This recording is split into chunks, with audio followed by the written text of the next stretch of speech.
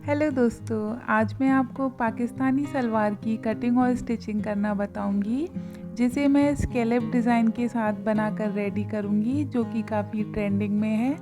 तो चलिए वीडियो शुरू करते हैं।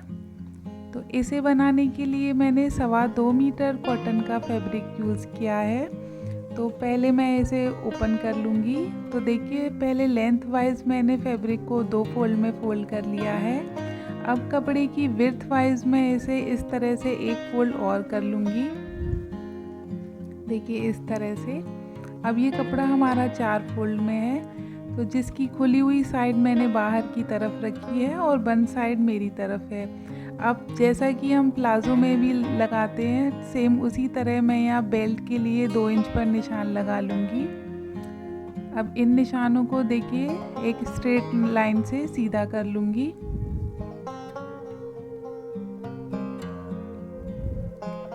अब मैं यहाँ सलवार की लेंथ के लिए निशान लगाऊंगी। तो 2 इंच के निशान को छोड़ते हुए मैं यहाँ सलवार की लेंथ के लिए निशान लगाऊंगी। तो जितनी आपकी लेंथ है आप उसके हिसाब से लें। तो मैं यहाँ रेडी लेंथ रखूँगी 38 इंच पर। अब इन निशानों को भी स्केल से सीधा कर लूँगी। अब 1 से 1.5 इंच में यहाँ देखिए मार्जिन के लिए एक्स्ट्रा निशान लगा लूँगी।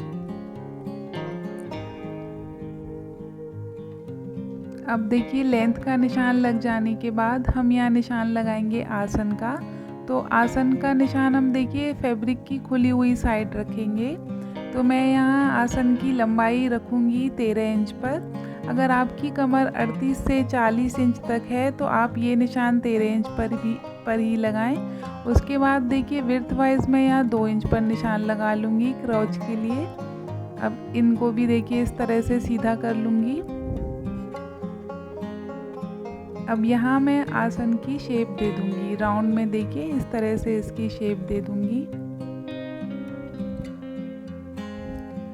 अब उसके बाद देखिए हम यहाँ बॉटम की साइड यानी मोहरी का निशान लगाएंगे। तो मैं यहाँ तैयार मोहरी रखूँगी 7 इंच पर, उसमें 1 इंच एक्स्ट्रा मैं मार्जिन के लिए और निशान लगा लूँगी। तो इस तरह मोहरी का निशान लग जाने के बाद अब देखिए जो निशान हमने आसन का लगाया था उसको मोहरी के निशान से मिलाते हुए इस तरह देखिए इंची टेप को रखते हुए मैं यहाँ इसी शेप में इसकी मार्किंग कर लूँगी। देखिए इस तरह से।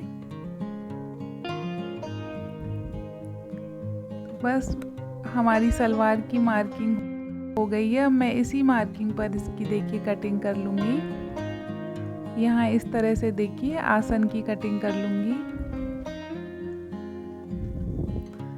इस तरह देखिए इसकी कटिंग करना बहुत आसान है, उतना ही आसान इसकी स्टिचिंग करना है। तो चलिए अब इसकी स्टिचिंग शुरू करते हैं। उसके लिए देखिए मैंने इस तरह दोनों पैनलों को खोल लिया है और दोनों ही साइड के जो आसन है मैं उन पर सिलाई लगा लूँगी। तो देखिए मैंने इस तरह से दोनों साइड के आसनों पर सिलाई लगा ली है। देखिए इस तरह से। अब ये सिलाई लग जाने के बाद हम यहाँ सलवार की मोहरी रेडी करेंगे। तो उसके लिए देखिए मैंने इस तरह पेपर पेस्टिंग पर ये स्कैलप डिज़ाइन कट कर ली है, जिसको मैंने फैब्रिक पर इस तरह से पेस्ट कर लिया है। देखिए 1/2 इंच मैंने ऊपर की तरफ फैब्रिक को फोल्ड किया है, जिसकी लेंथ मैंने रखी है 18 इंच पर और इसकी विड्थ मैंने रखी है 2 इंच पर। देखिए इस तरह से ऊपर की तरफ फैब्रिक फोल्ड है और 1/2 इंच नीचे देखिए इस तरह से एक्स्ट्रा फैब्रिक है। अब सलवार की हम सीधी साइड इसको स्टिच करेंगे। तो देखिए सलवार की सीधी साइड ऊपर की तरफ रखते हुए मैंने इस तरह इस पेस्टिंग को रख लिया है। अब देखिए मैं सिल के बताती हूँ। देखिए जो हमने 1/2 इंच एक्स्ट्रा फैब्रिक छोड़ा है, यानी जितना आप सिलाई में दबाते हैं उतना ही फैब्रिक छोड़ें। तो इस तरह देखिए मैंने पहले यहाँ एक सिलाई लगा ली है। अब एक मोटे टांके की सिलाई देखिए मैं इस तरह ऊपर की तरफ लगा लूँगी, जिससे जब हम इस डिज़ाइन पर स्टिचिंग करें तो ये बिल्कुल फिनिशिंग के साथ सिलाई आए, इसलिए मैं यहाँ पहले इस तरह सिलाई लगा लूँगी। अब जो देखिए हमारी पेस्टिंग की डिज़ाइन है, ठीक उसी की शेप में मैं इसकी स्टिचिंग करूँगी। तो देखिए इस तरह मैं यहाँ इसकी सिलाई लगाऊंगी। बस आप ये ध्यान रखें कि स्टिचिंग का पार्ट पेपर पेस्टिंग पर ना आए, उसके किनारे किनारे ही हमें सिलाई लगा लेनी है। और जब घुमावदार हिस्सा आता है तो आप फुटर को उठाते हुए देखिए इस तरह से सिलाई लगा लें, जिससे ये बिल्कुल फिनिशिंग के साथ डिज़ाइन की स्टिचिंग हो जाएगी। तो इस तरह देखिए मैं पूरे ही पैटर्न पर सिलाई लगा लूँगी। तो मैंने देखिए सिलाई लगा ली है, आप इसकी बैक साइड से देख सकते हैं। अब जो सिलाई लगाई है मैं उसी शेप में इसको कट कर लूँगी। बस स्टिचिंग के पार्ट का ध्यान रखें कि कट वहाँ तक नहीं जाए। इस तरह देखिए मैं इसी शेप में इसको जो भी एक्स्ट्रा फैब्रिक है उसको कट कर लूँगी।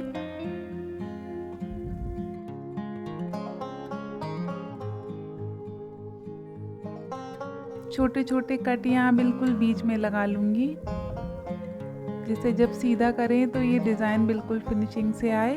और जो सिलाई हमने मोटे टांके की ऊपर लगाई थी, अब उसे मैं इस तरह से खोल लूँगी। तो देखिए ये सिलाई भी मैंने पूरी खोल ली है।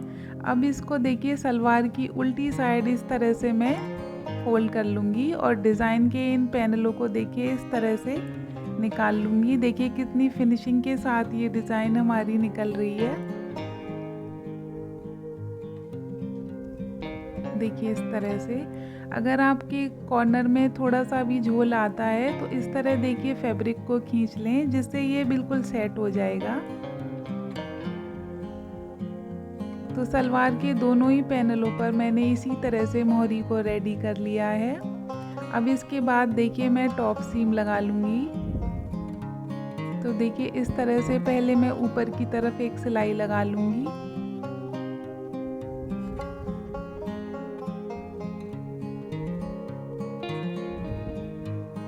अब देखिए नीचे की साइड में इस तरह से स्टिचिंग कर लूँगी। ये ऑप्शनल है, अगर आप ये सिलाई नहीं चाहते तो बिल्कुल ना लगाएं, मैं यहाँ लगाऊँगी। तो देखिए इसी शेप में मैं इस तरह से इसकी सिलाई लगा लूँगी, बिल्कुल किनारे किनारे।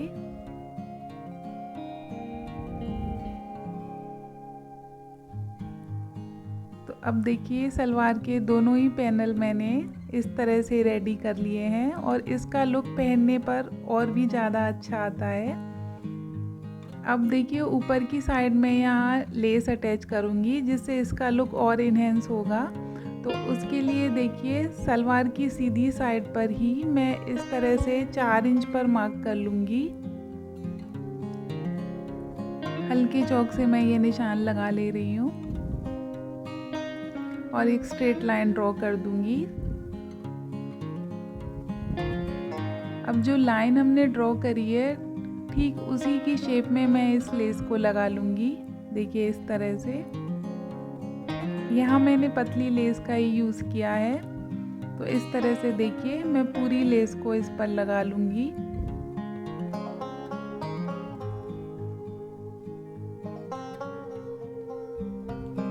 तो दोनों ही सलवार पर मैं इसी तरह से लेस लगा ली है, आप देख सकते हैं इसका लुक। अब उसके बाद हम यहाँ बेल्ट रेडी करेंगे। तो उसके लिए देखिए मैंने ये इलास्टिक कट कर ली है, जिसकी लेंथ देखिए आपकी जितनी भी वेस्ट है उससे 3 से 4 इंच कम करके इलास्टिक कट करें। तो मैंने यहाँ 34 इंच पर इस इलास्टिक को कट कर लिया है। और अब इसके देखिए जो दोनों ही एंड हैं मैं इनको पहले सिलकर ज्वाइन कर लूँगी इस तरह से। तो मैंने यहाँ सिलाई लगा ली है। अब देखिए इस इलास्टिक को हम बेल्ट पर लगा लेंगे, यानी सलवार पर। उसको देखिए हम यहाँ बेल्ट को सलवार की उल्टी साइड इस तरह रखते हुए देखिए सिलेंगे। जो हमने 2 इंच का कपड़ा फोल्ड किया था बस उसी फोल्ड में हमें इस इलास्टिक को लगा लेना है। देखिए इस तरह से।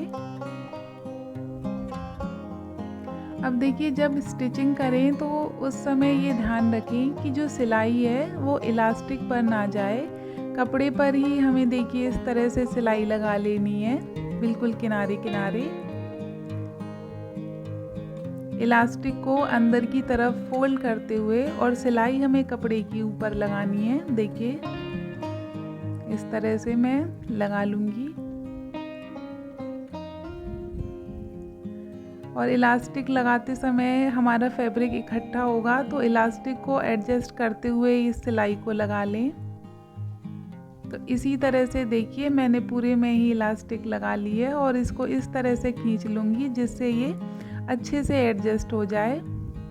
अब उसके बाद देखिए हम यहाँ इलास्टिक के ऊपर एक टॉप स्टिच और लगा लेंगे और जो सलवार की खुली हुई साइड है यानी मोहरी से सिलाई शुरू करते हुए दूसरी मोहरी तक सिल लेंगे और जो क्रॉच का एरिया है उन दोनों के कट को इस तरह मिलाते हुए पूरे में ही मैं यहाँ सिलाई लगा लूँगी। इस तरह देखिए इलास्टिक को खींचते हुए मैंने यहाँ सिलाई लगा ली और जो भी आपकी तैयार मोहरी है उसका मार्क करते हुए देखिए मैंने यहाँ इस तरह से इसकी सिलाई लगा लूँगी। यहाँ दोनों जॉइंट को इस तरह मिलाते हुए इसी तरह से देखिए हमारी सलवार की स्टिचिंग कंप्लीट हो चुकी है। और आपको ये वीडियो कैसा लगा मुझे कमेंट में ज़रूर बताना।